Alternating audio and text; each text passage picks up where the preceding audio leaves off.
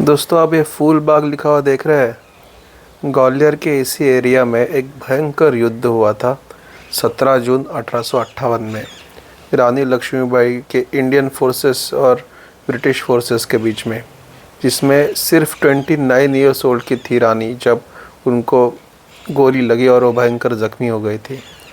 और अगले दिन 18 जून 1858 को उनकी मौत हो गई, वो वीर गति को प्राप्त हो गई। ऐसे शौर्य का प्रतीक ये जगह है जहाँ पर हम अभी आए हैं। रानी जब झांसी से निकली अंग्रेज़ों से लड़ते लड़ते, तो पहले वो कल्पी गई। कल्पी वो तात्या टोपे, नवाब पांदा और राव साहब को मिली और वो सब मिलके फिर ग्वालियर आ गए। ग्वालियर की जो इंडियन फोर्सेस थी उन्होंने पहले से ही अंग्रेज़ों के खिलाफ बगावत कर दी थी, तो उनके साथ मिलके उन्होंने ग्वालियर आराम से जीत लिया। और ग्वालियर जीत के उन्होंने नाना साहब को पेशवा डिक्लेयर कर दिया, जो पुराना मराठा डोमिनेंस था उसको रिवाइव करने के लिए। लेकिन 17 जून को ग्वालियर के इसी फूलबाग एरिया में एक बड़ी सी सेना जिसका नेतृत्व रानी लक्ष्मीबाई कर रही थी, उसके ऊपर अंग्रेज़ी सेना ने हमला कर दिया। वो अंग्रेज़ी सेना 8th किंग आयरिश हुसार्स थी, मतलब लाइट कैवलरी यूनिट था।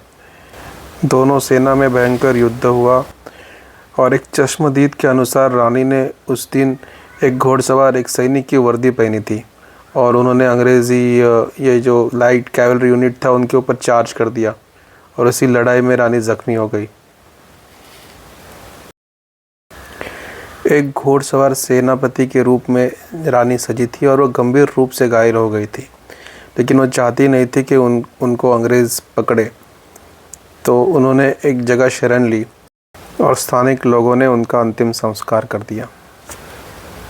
लेकिन रानी के फोर्सेस के ख़िलाफ़ लड़ना और जीतना ये कोई आम बात नहीं थी दोस्तों, और यह ब्रिटिश गवर्नमेंट को भी पता था। इसलिए ये कारनामा जिन्होंने किया वो 8th हुसार के कैप्टन हेनेज को ब्रिटिश गवर्नमेंट ने विक्टोरिया क्रॉस करके हाईएस्ट ऑनर से सम्मानित किया। हमारे साथ जुड़े रहना दोस्तों। कल हम जाएंगे झांसी और इस गौरवशाली इतिहास को और नज़दीक से देखेंगे। हम झांसी जाएंगे, झांसी फोर्ट देखेंगे, रानी महल देखेंगे, रानी जहाँ पूजा करती थी वो गणेश मंदिर, लक्ष्मी मंदिर, वो देखेंगे। तो मिलते हैं अगले वीडियो में, तब तक के लिए बाय बाय।